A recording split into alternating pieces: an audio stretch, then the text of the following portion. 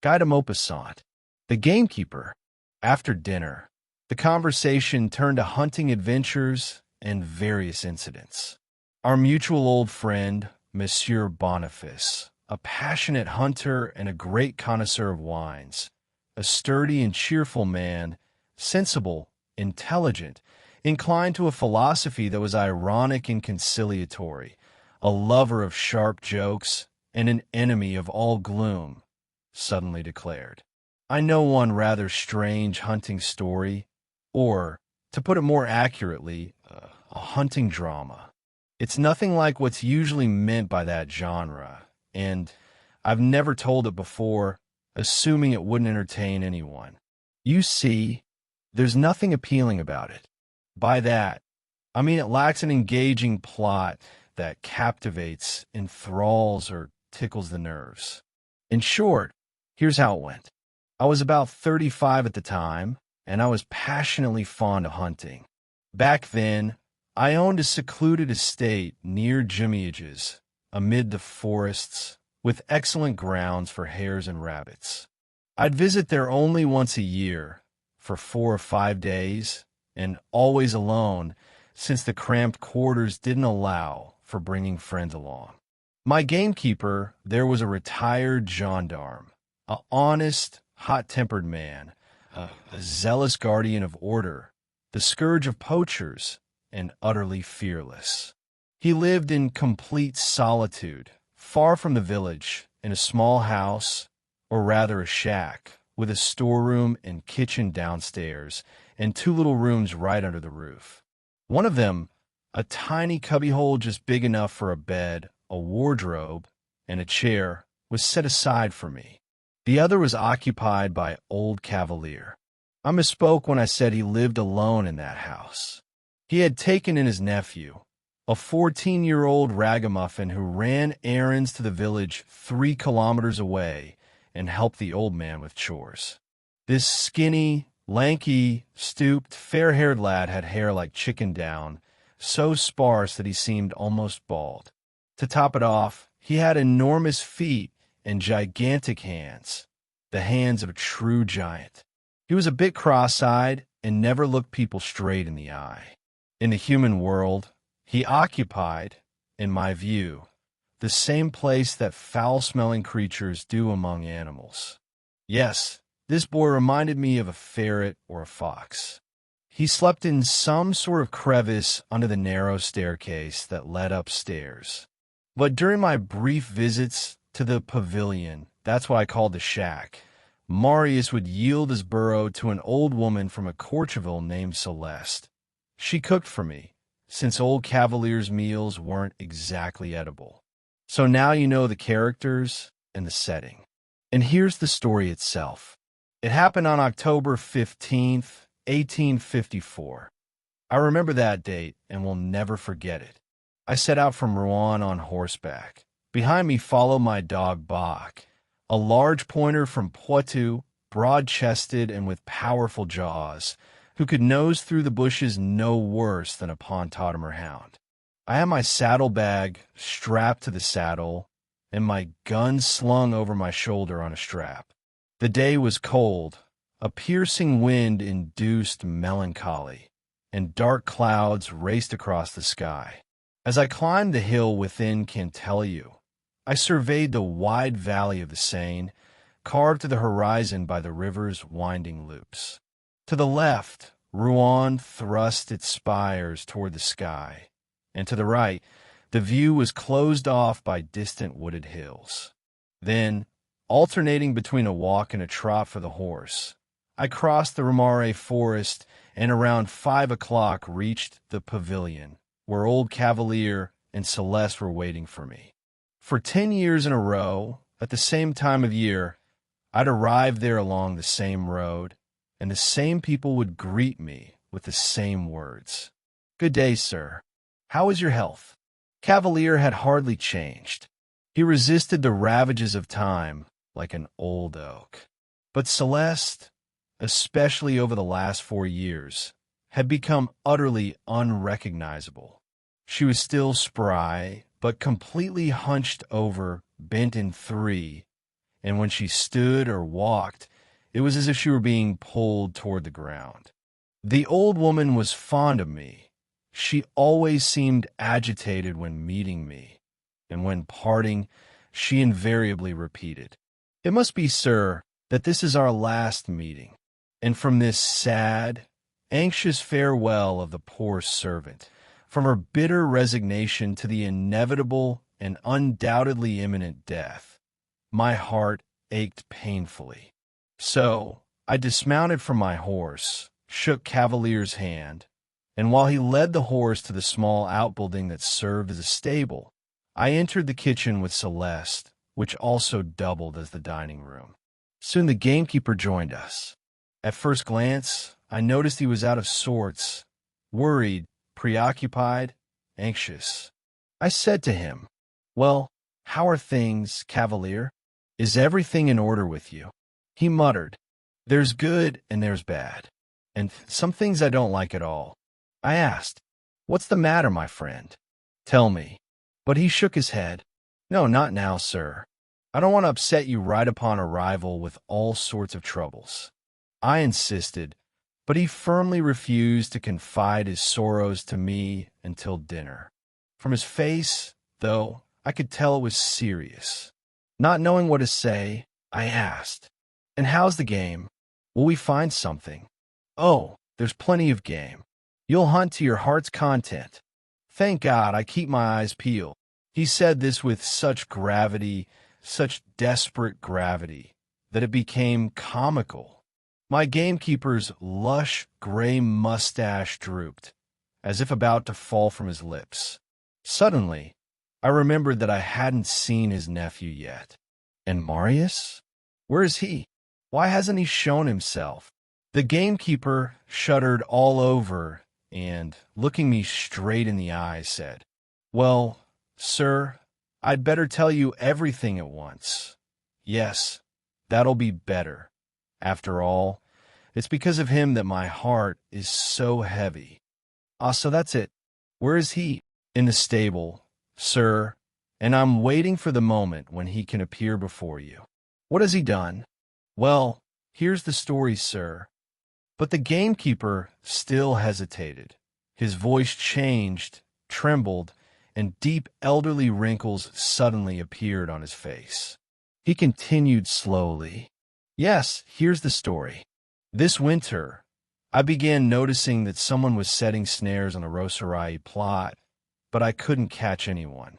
I watched their whole night, sir, nights on end. Nothing. And meanwhile, snares appeared in the Courcheville area too. I wasted away from frustration, but I couldn't catch the thief. The scoundrel seemed to know in advance where I'd go and where I'd be waiting. But one day, while cleaning Marius's pants, his Sunday pants, I found 40 sous in the pocket. Where would a boy get 40 sous? I pondered this for a whole week, and then noticed that he kept slipping away somewhere, sir, right during the hours when I came home to rest. So I started watching him, but at first I suspected nothing. Yes, nothing at all. And then one morning, I deliberately laid down to rest in his presence, but immediately got up and followed the boy. When it comes to tracking, sir, no one does it better than me. And that's when I caught him, my Marius. He was setting snares on your land, sir.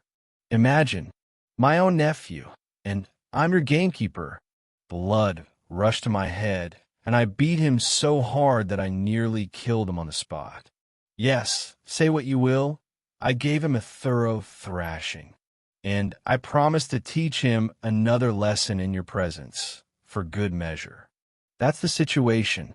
I've even wasted away from grief.